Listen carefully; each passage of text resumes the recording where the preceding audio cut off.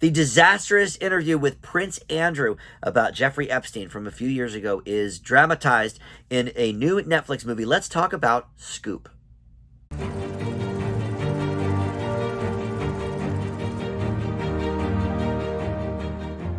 Hey guys, Dan here. This is Dan Reviews It. Welcome to my spoiler-free review for the new film Scoop on Netflix. And I say spoiler-free, but if you know really anything about the Prince Andrew interview, I don't think this will be shocking, the things that happen in this movie. But in any event, this is a dramatic retelling based on the book Scoops, which is all about that whole interview and what led to it. So this is a journalistic drama, I guess we could say, and it features Gillian Anderson, Keely Hawks, Billy Piper, and Rufus Sewell as Prince Andrew. So before we launch into the specifics, let me welcome you into Dan Reviews It. Thank you for finding this video. We do movie and TV reviews here on the channel, and just about every day something new goes up. So there's always a lot to check out. With that in mind, please consider subscribing, click that like button, and comment below. All that stuff, of course, helps the channel out, and I certainly do appreciate it. All right, so this is the latest kind of in a long line of, journalistic drama, biographical movies. I think Spotlight, which was an Oscar winner, kind of kicked that off. And in the last few years, we've had quite a few of these. She Said definitely comes to mind. That is about the Weinstein stuff. We also had, this is before Spotlight, actually, but Frost Nixon from about 15 years ago. That was, a big movie at the Oscars as well. And actually, this reminds me the most of that because it is based on a real life interview with a real figure, and that, the interview was kind of a huge downfall for this person. Frost Nixon was already disgraced, but the things he said in that interview, are bone chilling, when you think about it. And so that was more about this is the interview. Whereas the interview is only maybe the last half hour. Everything leading up to that is, okay, how do we get that? What do we know? What are our,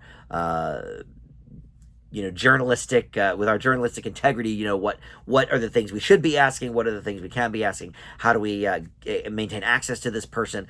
And look, it's performed fine. Gillian Anderson, a bit of a Netflix darling, right? Because she was, I believe, in The Crown, at least a couple of those seasons, right? And then she had her role in the TV show Sex Education. So she's definitely, one of the Netflix regulars at this point. And she is giving it her all here. But here's the problem with this movie.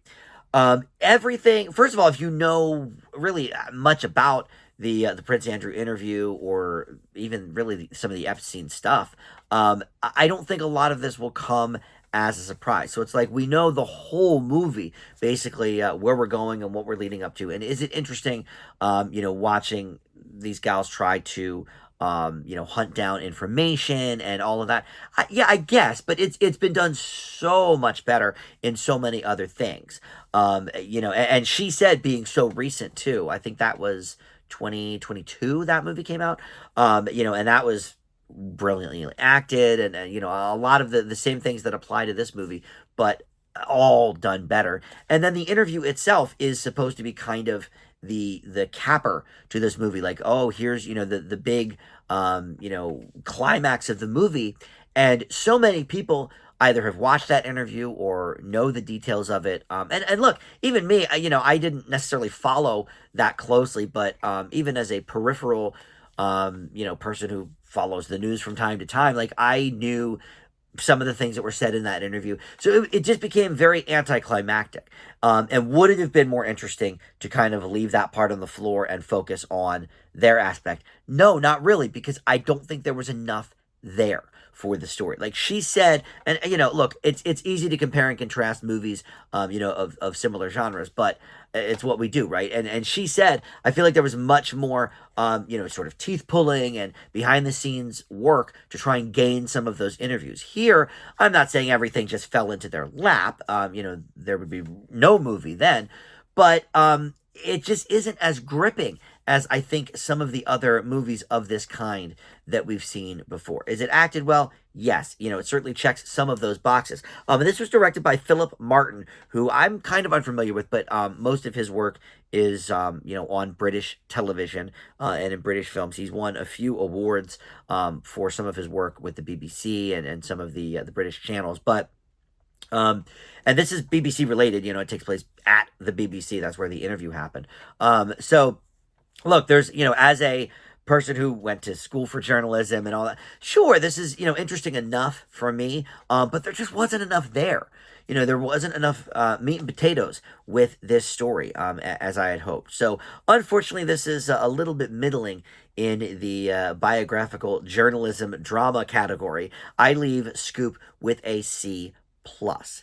I think you'd probably be better off just to watch the actual interview. Not that it's not performed well here, like I said, but I think that probably will give you the same reaction. So, all right, thank you for watching Dan Reviews It. I'll see you next time. Bye.